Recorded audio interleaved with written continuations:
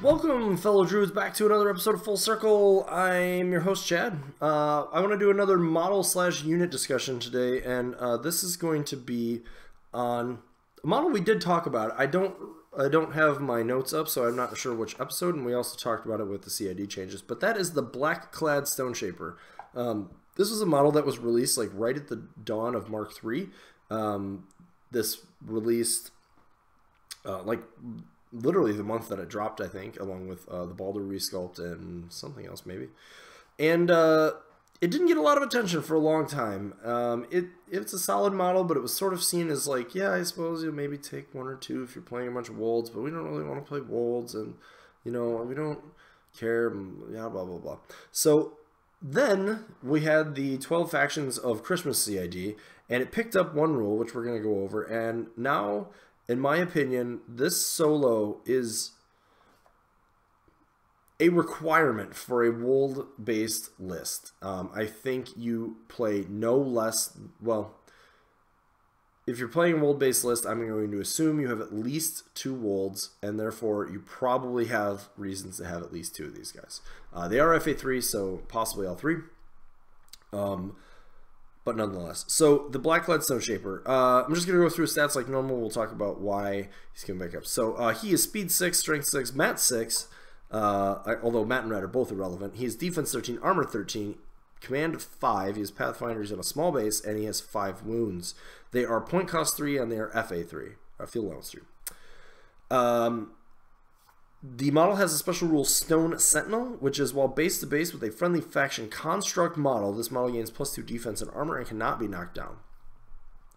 And then it has magic ability 6, and there are 4 magic abilities here. So they are as follows. The new one, which is Earth's Power, which is a star action, ranges command, target friendly faction construct warbeast. If the warbeast is in range, it gains +2 strength this turn. He has Quiet the Stones, which is a star action, ranges command, so again 5 for both of those. Target friendly faction construct warbeast. If the warbeast is in range, you can place 1 fury point on it or remove 1 fury point from it. He has a star action, Repair D6, which is range base to base. If you're base to base with a friendly faction construct model, note this says construct model, not warbeast, you can remove D6 damage points from it. And finally, he has Stone Spray, which is a special attack. Stone Spray is a range spray 8, POW 12 magic attack. On a critical hit, the model hit becomes knocked down. So,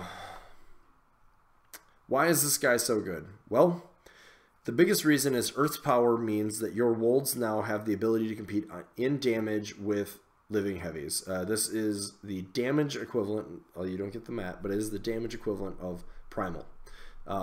You also don't get the downsides of Frenzying. So it more or less functions much like an Arcanist does in Retribution, where you just flat out can get 2 damage, and if you don't need it, you have a bunch of other things you can do. What I think makes this model amazing, though, is the fact that it has that spray.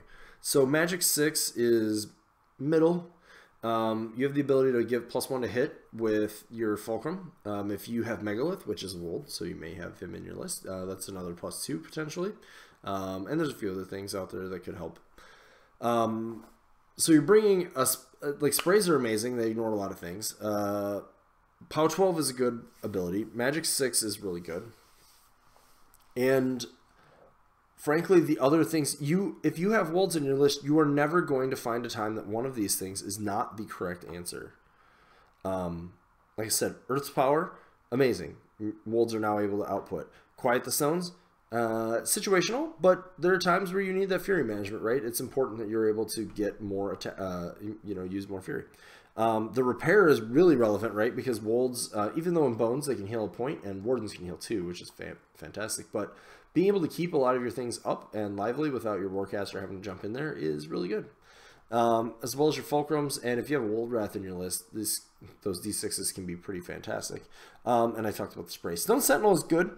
Again, note that it says Construct Model, so this guy can tow a Shifting Stone, your objective. I need to find out if what the flags are in scenarios. I don't know that they say Construct, so we should find that out. If anybody knows, let me know. Making him a 15-15 no knockdown if he's touching one of those. That's a stat line. Like, that's a really good stat line.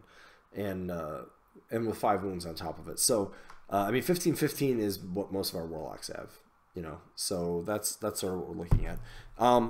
There isn't a ton to say after that about this guy, right? It's all kind of right there. But the thing is, the list that he goes in, knowing what to do with that piece is going to be really, really critical. You're going to see him in Bones of Orboros lists and Secret Master lists, because those you could technically take him in Call of the Wild, but you can't really take Construct War Beasts in Call of the Wild, so don't do that. They're not worth it just for the spray. They're never good enough just for a spray. Look at your Blackclad Wayfarers if you're going that route. But in Wold lists, I put those in the list before I put Blackclad Wayfarers. I think the Stoneshapers have a place. So I would rather have 3 of them than 2 Blackclad Wayfarers in every Wold list.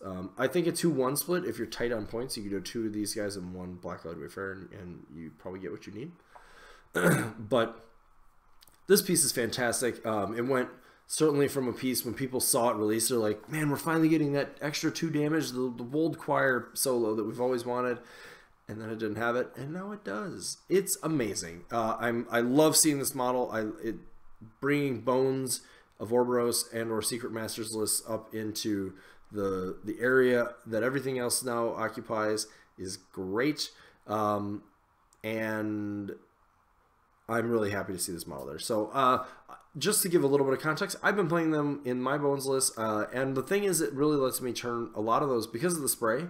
There's a lot of games where I need to make sure my wolds are doing a lot of work. There's a lot of other games where I just need to kill, you know, like if there's a lot of infantry, these guys all of a sudden flip the switch and we're getting offensive output out of them. So really knowing when to do that is going to be something you should work on if you're playing a lot of Bones lists. So again, this video is going to be pretty short, but taking a look at the Stoneshaper if you haven't. Definitely check out the rules that I just read through. They're relevant with every melee wold that exists, and they're somewhat even relevant if you only had ranged wolds, I would say. They pair well with the Celestial Fulcrum, giving them +1 to hit, and anybody who benefits from wolds is just, they're going to benefit from these. In my opinion, this change does make it so that even though there's like Secret Masters and I think Wild Hunt are the only 2 places where I would have like a commingled battle group of living and constructs that I have optioned for it. I don't like it in Wild Hunt because you can't play these guys. So unless you're only playing like 2 Wold Weirds, which you can usually get away without them, it just doesn't work. And if you're playing in Secret Masters, I can't really perceive. I have this need for. You have this thing with support. We may talk about this later, like how much support you can put.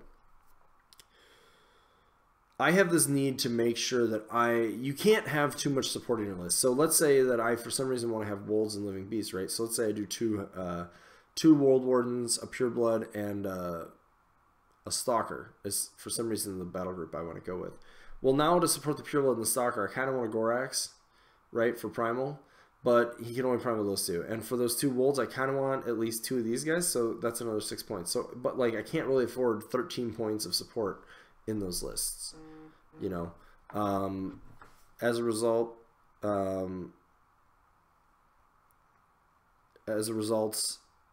I think that this change probably is the nail in the coffin, mostly for stratified battle groups. You're going to see a few exceptions, but mostly we're going to see, I think, Wolds in battle groups with these for support, Living Beasts in battle groups with things like Primal for support, and the Druid Wilder, which I think really supports them better too. And that's fine, but do realize that I think that's kind of where we're at. So this change did facilitate that, and some people may be disappointed in that. However, in my opinion, it's made Wolds the heavy hitters they always deserve to be. So, as always, thanks for watching. If you liked the episode, feel free to leave comments on social media on this video. Hit the thumbs up button to show you liked it. Hit the bell to subscribe to my channel so that you don't miss these. And we will look forward to seeing you in the next episode.